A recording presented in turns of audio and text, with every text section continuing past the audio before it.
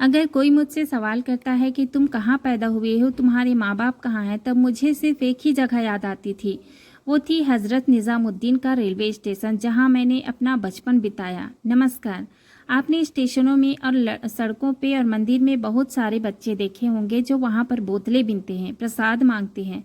मैं भी उनमें से एक ही था और उन बच्चों के साथ वहाँ रहा हूँ जो बच्चे मेरी तरह ही वहाँ रहते हैं और पटरियों में और ट्रेनों में सफाई करते हैं, शताब्दी की गाड़ी चेक करते हैं और उनमें खाना ढूंढते हैं, और हज़रत निज़ामुद्दीन से लेकर नई दिल्ली तक पैदल सफ़र करते हैं पटरियों में कि किसको ज़्यादा बोतलें मिलेंगी, आपस में ही खुशी का इजहार करते थे।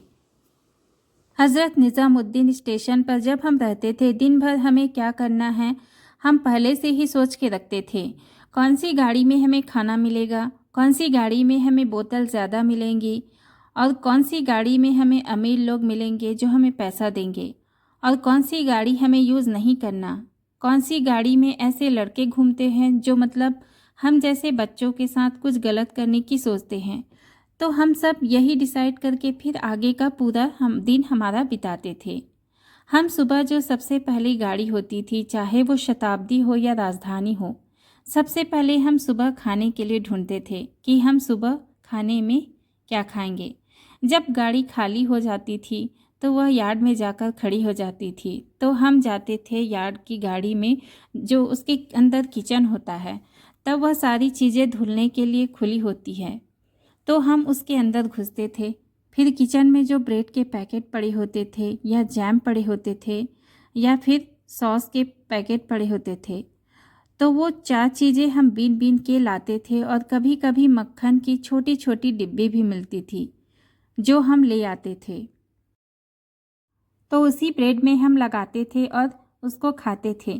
फिर उसके बाद हम सोचते थे अब हम क्या करें, तब हमारा पेट हल्का भर गया है, तो अब हम क्या करते थे, अब दोपहर के खाने के लिए सोचते थे। फिर हम वहाँ से अपना बोरा उठाते थे स्टेशन से, और पटरियों में जो स्टेशन की पटरियाँ, क्योंकि जो जनता एक्सप्रेस जैसी गाड़ियाँ होती हैं उनमें बोतलें ज़्यादा मिलती हैं क्योंकि उसमें शीशे नहीं होते, तो लोग बोतल सब ऐसे ही फेंक देते थे। पटरियों में हम फिर बोतल बीनते थे। वहाँ पर बोतल बीनने के बाद फिर हम पहाड़गंज जाते थे। पहाड़गंज में हम बोतल बेचते थे, फिर उनमें से कुछ पैसे भी सोचते थे कि अब हम कितने पैसे खर्च करेंगे, क्या खाएंगे, तो ताकि हमारा रात का भी इसमें हो जाए।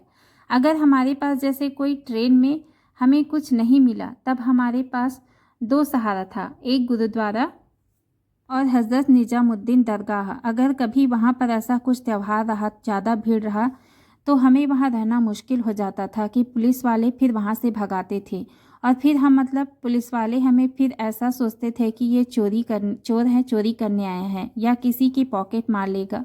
तो ऐसी भीड़ वाली जगह में फिर पुलिस वाले हमें रुकने नहीं देते थे। अगर वहाँ से कुछ हालात हो जाते थे तो हम फिर गुरुद्वारे चले जाते थे, पुरानी दिल्ली का। वहाँ लंगर खाते थे और मुझे हलवा बहुत पसंद था, वहाँ का घी वाला। वहाँ पर फिर खाते थे, और मंगलवार को हमारा प्लान होता था कि हम मंगलवार को हनुमान मंदिर जाएंगे। क्या प्रसाद, वहाँ प्रसाद बहुत मिलता था। हम जितने भी छोटे थे हम सब एक साथ रहते थे। थोड़े अलग अलग और ग्रुप थे जो बड़े लड़के थे, तो हम उनसे थोड़ी दूरी बना कर रखते थे। तो हम अगर कुछ हमें जैसे अभी टाइम पास करना है तो हम पत्थर ले लेते थे और पत्थरों के साथ ज़मीन में वो लाइन काटा ज़ीरो खेलते थे, या फिर वो 5 पत्थर वाला जो वो खेलते थे आपस में। सुबह जब हम उठते थे तब हम बच्चों को भी देखते थे कि उनके बच्चे स्कूल जा रहे हैं, पढ़ाई करने जा रहे हैं, मम्मी टिफ़िन दे रही है या फिर उनको पैसे दे रही है, ये खाना खा लेना, वो खा लेना। जब हम देखते थे कि माँ बाप बच्चों को स्कूल लेके जा रहे हैं और उनके लिए मतलब कोई सुबह हमेशा बस आती थी, बच्चे उनमें जाते थे, हम आपस में बात करते थे, अरे तू स्कूल कब जाएगा, तो छोड़ ना, पढ़ाई में क्या रखा है। मतलब आपस में ऐसी चीज़ों को भुलाने की कोशिश करते थे जो हमें दुखी करने वाली हो। छोटी छोटी चीज़ें जैसे त्यौहार में, अभी दिवाली जैसे कोई त्यौहार आता था, ईद के दिन हम वहाँ चले जाते थे क्योंकि ईद के दिन वहाँ खाने की चीज़ें ज़्यादा मिलती थी, और कुछ ऐसे लोग आते थे जो कपड़े देते थे, तो हम उन्हीं कपड़ों को हम पहन लेते थे और फिर लोगों से ईद ईद मांगते थे। दीपावली पे हम लोगों के घरों के बाहर से दिए चुरा चुरा कर लाते थे। पटाखे के लिए पैसे नहीं होते थे तो हम खराब पटाखे सड़कों से उठा उठा कर लाते थे और उसको कोशिश करते थे कि इसको जलाए। मतलब हम अपनी उन्हीं छोटी छोटी चीज़ों में अपनी खुशियाँ ढूंढते थे। फिर कुछ साल बाद जब 1998 में चाइल्ड लाइन बना तो उससे पहले PCI एक संस्था है, उसने अपना वहाँ डे केयर खोला। तो जब उन्होंने डे केयर खोला तो वहाँ के टीचर या वॉलंटियर जो भी हो वो स्टेशन में आते थे और जितने भी हमारे आसपास बच्चे, जैसे मुझे या मोनू को हो गया, मेरे जितने भी बाकी दोस्त हैं, उनको समझाते थे। कहते थे तुम यहाँ क्यों पड़े रहते हो, क्यों ऐसे मतलब प्लेटफॉर्म में सोते हो, तुम हमारे संस्था में आओ, वहाँ पढ़ाई लिखाई कर। हम कहते थे खाना कौन देगा, पढ़ाई लिखाई तो हम कर लेंगे, खाना कौन देगा, दिन भर भूखे वहाँ बैठे रहेंगे। तो हम सीधा उनसे यही बोलते थे कि आप खाना दोगे या फिर और क्या क्या मिलेगी हमें चीज़ें। इसी लालच में हम फिर वहाँ हमने शुरुआत की। वहाँ जाने की जो चीज़ें हम देखते थे, बाहर के बच्चे खेलते हैं, परिवार वाले बच्चे खेलते हैं, वो हमें वहाँ सारी चीज़ें देने लगी। इससे हमें स्टेशन का थोड़ा ऐसा लगा कि हम स्टेशन से थोड़ा दूर जा रहे हैं और वहाँ पर ऐसी फैसिलिटी मिल रही थी जो हमें स्टेशन पर भी नहीं मिल रही थी। स्टेशन पर तो रात को मच्छर कन खजूरे सोते टाइम आ जाते थे, वहाँ पर भी फिर हम रात में क्या करते थे कि स्टेशनों में जाकर हम बोतल बीनते थे और दिन में वहाँ सोते थे और रात में जो बोतलें बीनते थे उसे बेचकर हम पैसा वैसा इकट्ठा कर लेते थे। वहाँ पर हमें बिस्तर, बेड वेड सब कुछ, एक फैमिली में जैसा प्यार मिलता है वो सारी चीज़ें हमें वहाँ पर मिली। पढ़ाई के लिए हमें तब NF क्लास ही जाना पड़ता था, हमें स्कूल में एडमिशन नहीं देते थे। क्यों नहीं देते थे? क्योंकि हमारे पास डॉक्यूमेंट ही नहीं था। तब कोई ऐसा कानून भी नहीं बना था कि बच्चों को हर सर्व शिक्षा अभियान जो कहते हैं, तब वो नहीं था सरकारी स्कूल में। तब बिल्कुल एडमिशन ही नहीं लेते थे। प्राइवेट में तो वो ले लेते थे क्योंकि हम उन्हें फ़ीस दे देते थे, तो संस्था वाले फ़ीस देते थे, तब इसलिए वो प्राइमरी स्कूल में प्राइवेट में हमें एडमिशन करा देते थे। फिर हम उस स्कूल में पढ़ाई की। हमने जो बच्चा मतलब जिसको जितना चाहते उससे उतनी चीज़ें वहाँ से हासिल की। फिर हम आपस में सारे बच्चे डिसाइड करते हैं तो अब हम बड़ा होकर लाइफ में क्या करेंगे, तो मैं आगे जाके ये करूँगा। बाकी जो बच्चे थे सूरज, मोनू, तो हम आपस में डिसाइड करते थे तो क्या बनेगा। तो मोनू कहता था मैं डेंटल असिस्टेंट बनूंगा, डेंटल के उस लाइन में जाऊंगा। सूरज कहता था मैं शेफ़ बनूंगा। और मैं हॉस्पिटलिटी के लिए हमेशा सोचता था कि मैं ऐसी जॉब करूं जिससे मुझे प्रॉफिट हो। पर जब मैं 18 साल का हुआ तब अचानक से बिना किसी पीछे के सपोर्ट के आगे यह बच्चा क्या करेगा, कुछ क्या नहीं करेगा। CWC ने यह डिसाइड किया कि अब तुम्हारा टाइम आ गया है, तुम कल ये हॉस्टल छोड़कर जाओ। अब उस बच्चे ने पूरे अपने 18 साल तक वो हॉस्टल देखा है। उसने अपने बचपन में अपने बाहर की दुनिया छोड़ के उसको अपना परिवार बनाया। और अचानक से तुम बोलो कि उसे घर से निकल जाओ तो वो कहाँ जाएगा, जब उसको पता ही नहीं कि बाहर क्या है, अब मुझे क्या करना है। फिर वापस अपनी वैसी लाइफ में आ जाता है जैसे वो पहले था, सड़क पर।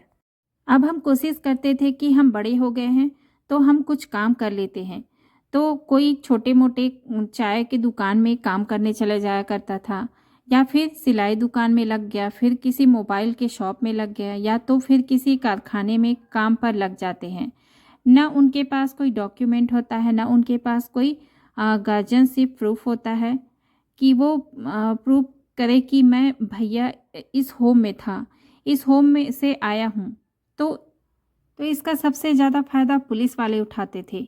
पुलिस वाले क्या करते हैं, अगर कोई मान लो चोरी करके भाग रहा है, उसने आपको देखा, थोड़ी आप संगति व्यक्ति लग रहे हो, आपको वो कुछ पूछेगा नहीं, सीधा आपको उठा कर ले जाएगा, क्योंकि आपके पास कुछ प्रूफ नहीं है, डॉक्यूमेंट नहीं है। मेरे ऐसे बहुत सारे दोस्त हैं जिनके साथ पहले ऐसे घटना हो चुकी है। और मैं एक मोबाइल शॉप में काम करता था और मैंने धीरे धीरे जानने वालों से पूछना शुरू किया कि कौन सी जॉब ऐसी है जो वहाँ मेरे रहना खाना भी मिल जाए और मुझे एक शेल्टर भी मिल जाए।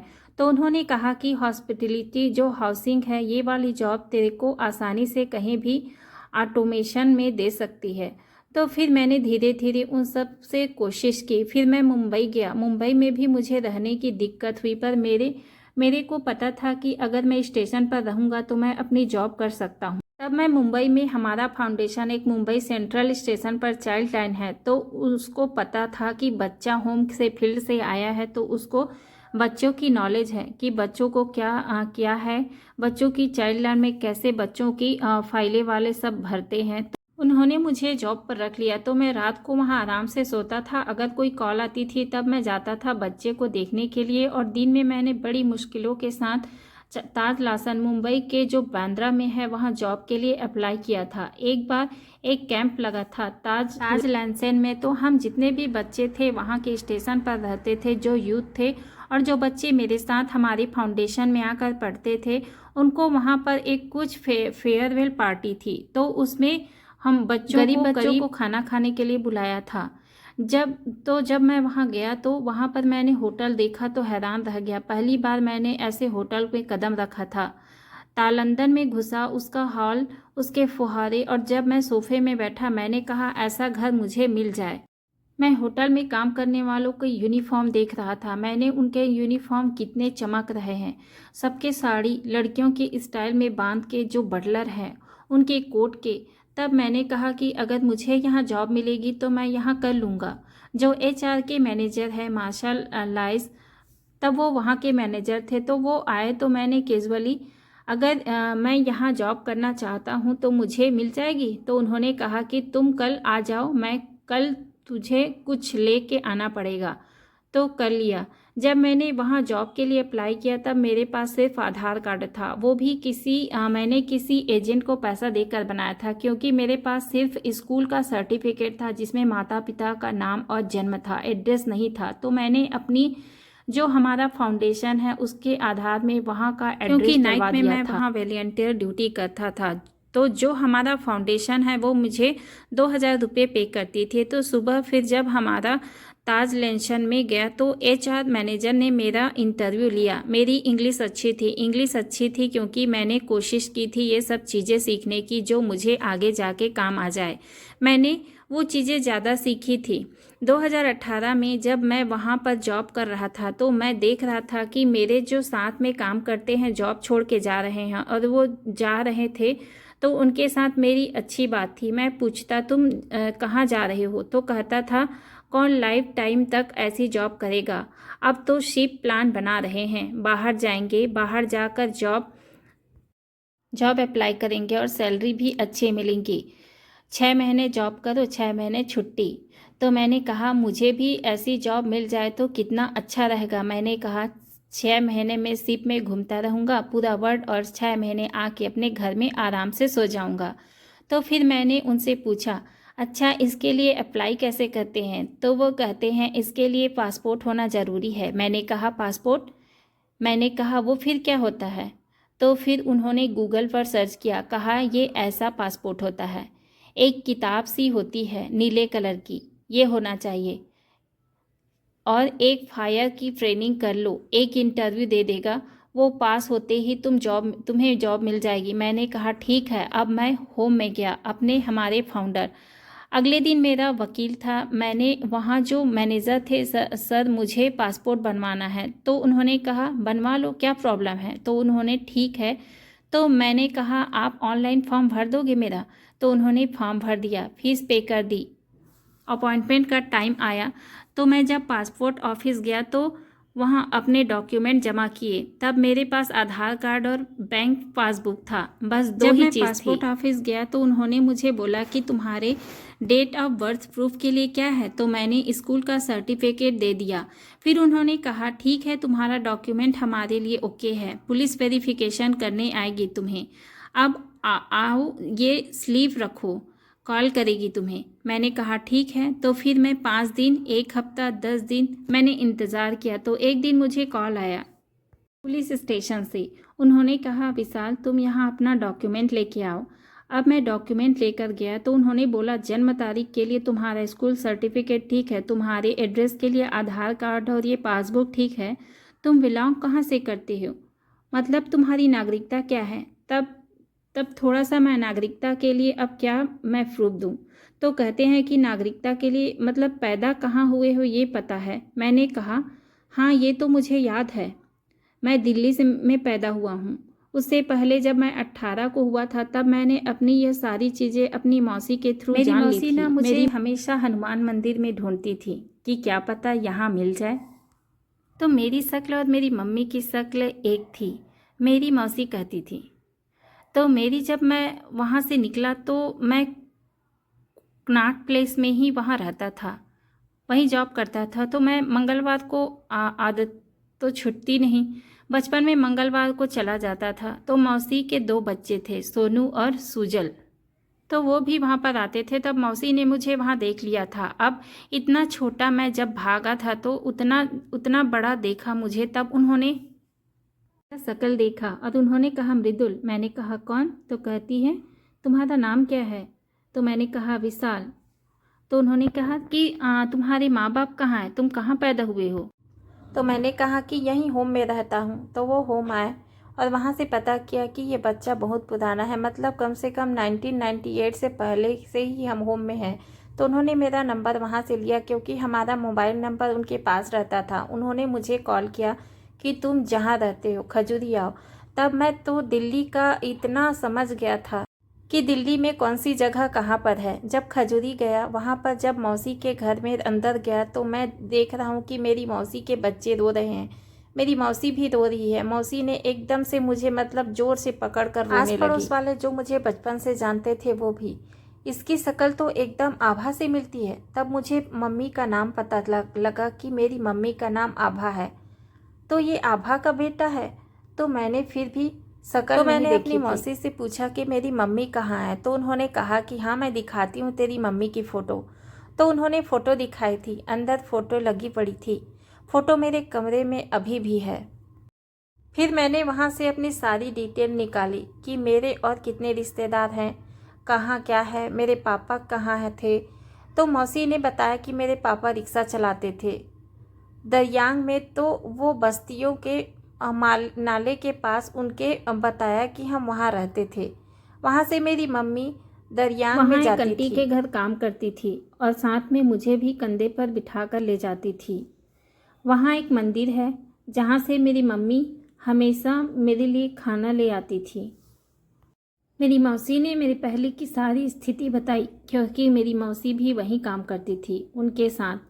बस मेरे पिताजी का पता नहीं था कि वो कहाँ से लेके आते, बस पता था कि रिक्शा चलाते थे। और मम्मी को मेरी जो नीभा मौसी है उन्होंने उससे शादी करवा दी थी बचपन में। फिर मैंने अपने गांव की सारी डिटेल की, मम्मी का गांव कहाँ है, सारी चीज़ें मैंने सब तभी भी पता कर ली थी। ये तो हो गई मेरी मम्मी की बात कि मेरे मम्मी पापा का पता कैसे लगा।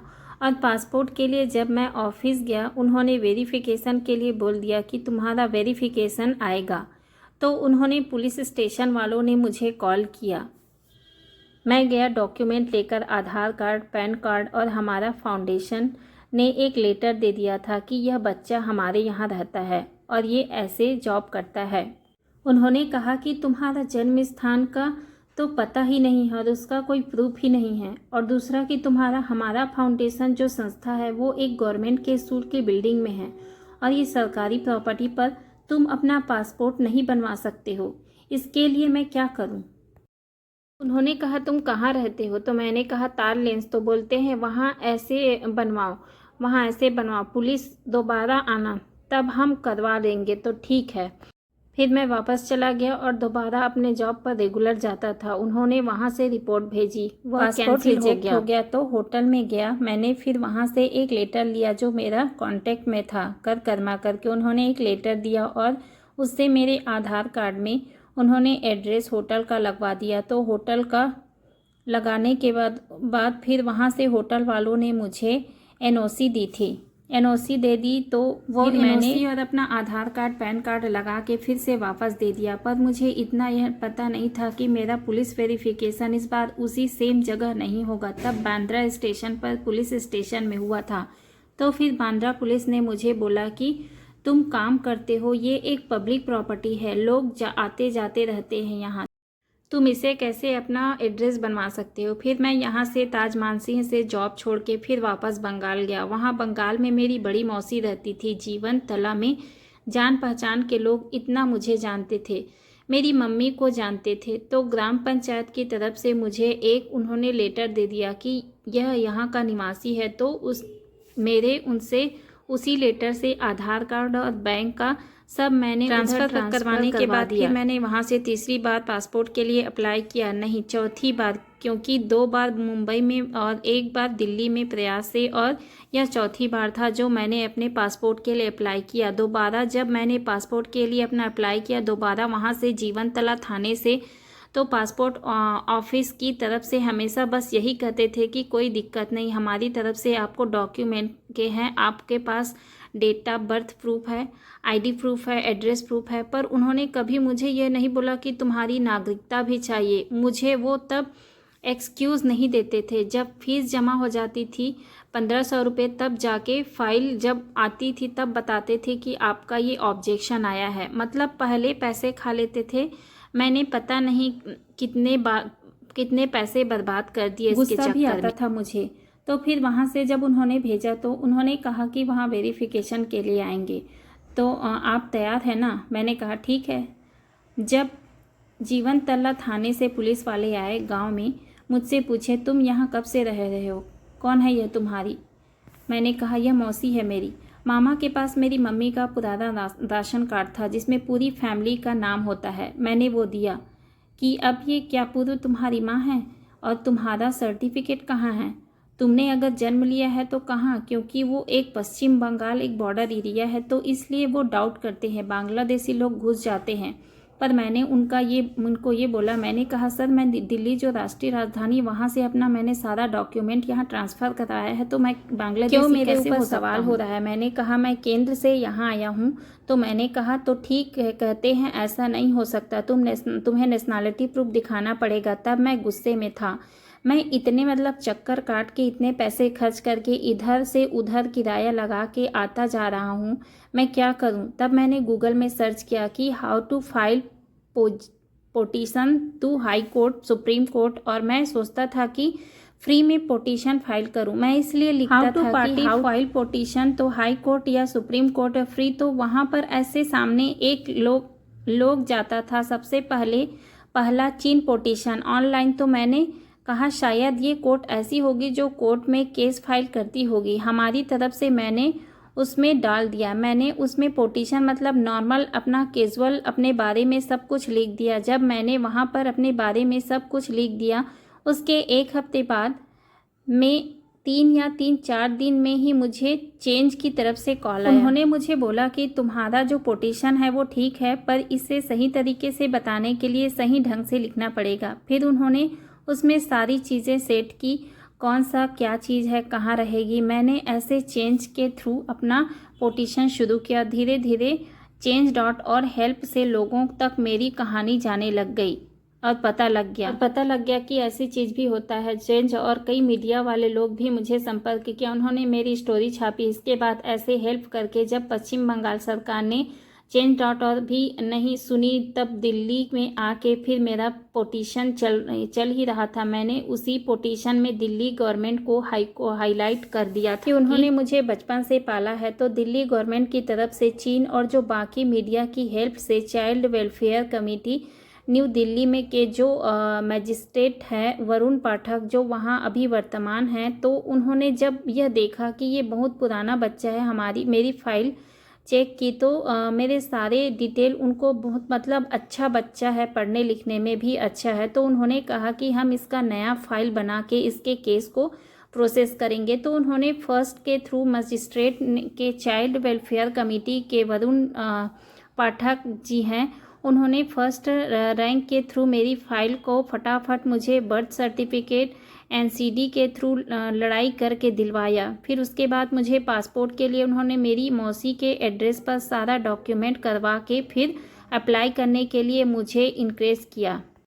तो जब मुझे बर्थ सर्टिफिकेट मिल गया तो मेरे लिए बहुत खुशी की बात थी, क्योंकि तब मैं जो भारत के संविधान के अधिकार का हकदार बना था। क्योंकि भारत के संविधान कहते हैं कि नागरिकता को सारे संविधान के अधिकार हैं। जो जब तक एक अनाथ बच्चे को भारत की नागरिकता नहीं मिलेगी तो वो संविधान के लाभ को कैसे उठाएगा। बिना जन्म प्रमाण पत्र के अनाथ बच्चों की नागरिकता सिद्ध होगी और नागरिकता अगर सिद्ध नहीं होगी तो संविधान का अधिकार कैसे मिलेगा। तो मेरी ये जो पिटीशन थी मैंने डाली थी change.org पे, इसी पेज पे थी कि बस सर्टिफिकेट और पासपोर्ट इन बच्चों को जो मिले, जो वहाँ से जब मुझे वहाँ सर्टिफिकेट मिला, फिर उसके बाद मैंने पासपोर्ट के लिए अप्लाई किया तो अब पासपोर्ट ऑफिस मुझे यह कह रहा है कि उसको मुझ पर संदेह हुआ, क्योंकि मेरे पासपोर्ट की एप्लीकेशन इतनी बार कैंसिल हो चुकी है। तो मुझ पर संदेह करने लग गया कि तुम्हारा पासपोर्ट इतनी बार कैंसिल क्यों हो रहा है। तो मैंने तब, क्योंकि मेरे पास लोगों का हेल्प था, सपोर्ट था, और पासपोर्ट ऑफिस वाले भी मुझे जान गए थे कि इसका वीडियो वायरल होती है, तो वहाँ जो काम करने वाले होते थे वो भी मुझे रोकते नहीं थे। तो सुरेश आदना जो उन्होंने मुझसे पूछा कि तुम्हारी इतनी बार पिटीशन कैंसिल क्यों हो गई है। मैंने कहा सर मुझे क्या पता, आपके डिपार्टमेंट को पता होगा। अगर मुझे पासपोर्ट पहले ही मिल जाता तो मेरी इतनी सारी कैंसिल नहीं होती। मैंने कहा आप अगर मुझ पर डाउट करते हो तो आप सारी रिपोर्ट चेक कर लो, अगर मैं गलत निकला तो मेरा पासपोर्ट मत दो और क्या डॉक्यूमेंट चाहिए मुझे ये बता देना। तो उन्होंने कहा तुम घर जाओ, हम तुम्हें बताएंगे। तो फिर मैंने इतनी मेहनत किया, इतना मतलब भागदौड़ किया और इतने लोगों ने मुझे हेल्प किया, तब भी मैं शांत था। मैंने फिर वरुण पाठक जी को फ़ोन किया। मैंने बोला कि मुझे भरोसा दिलाइए कि पासपोर्ट मुझे मिल जाएगा। तो उन्होंने नॉर्थ दिल्ली के जो डीसीपी है साइन, उनको लेटर भेजा कि बच्चा हमारा है और हम इसके गार्जियन हैं, आपकी अच्छाई के लिए इसका पासपोर्ट जल्दी से प्रोसेस करो। तब जाकर पुलिस ने 2 दिन में आके मेरा पासपोर्ट का वेरिफिकेशन किया, फटाफट से मेरे डॉक्यूमेंट लिए और पासपोर्ट में रीअप्लाई दिया। तो अगले दो हफ्ते में मेरा पासपोर्ट मेरे घर में आ गया था। मैं सबको बता रहा था कि मेरा पासपोर्ट फाइनली आ गया है। मैंने ये सोचा कि मैं तो बस सर्टिफिकेट मुझे मिल गया, मैंने इतनी लड़ाई लड़ी है, बाकी दिल्ली के बच्चे हैं उनका क्या हाल होगा। जो अभी हैं वो जब निकलेंगे और एक पिटीशन फाइल के लिए दिल्ली गवर्नमेंट को जितने भी अनाथ बच्चे हैं और होम में हैं उनको भी बस सर्टिफिकेट के लिए नोटिस भेजें हर होम को। आज मैं जिस प्लेटफॉर्म पर खड़ा हूँ, जो स्टॉक्स, यहाँ मैंने इनकी सारी वीडियो देखी यूट्यूब पर, ये लोगों के अंतरात्म विश्वास बढ़ाते हैं। उन लोगों के थ्रू उन्होंने अपने जीवन में कुछ ऐसा चीज़ किया है जो सामने वाले को प्रभावित कर सके। आप मेरी स्टोरी से समझ गए होंगे कि उन लोगों की ज़िंदगी भी कैसी होती होगी जो स्टेशनों पर बच्चे रहते हैं मेरे जैसे। दोस्तों मेरी ये कहानी आपको कैसी लगी कमेंट के माध्यम से ज़रूर बताइएगा। अगर आपको मेरी ये कहानी अच्छी लगी हो तो प्लीज़ मेरे चैनल को लाइक कीजिए, शेयर कीजिए एंड सब्सक्राइब कीजिए। Thank you.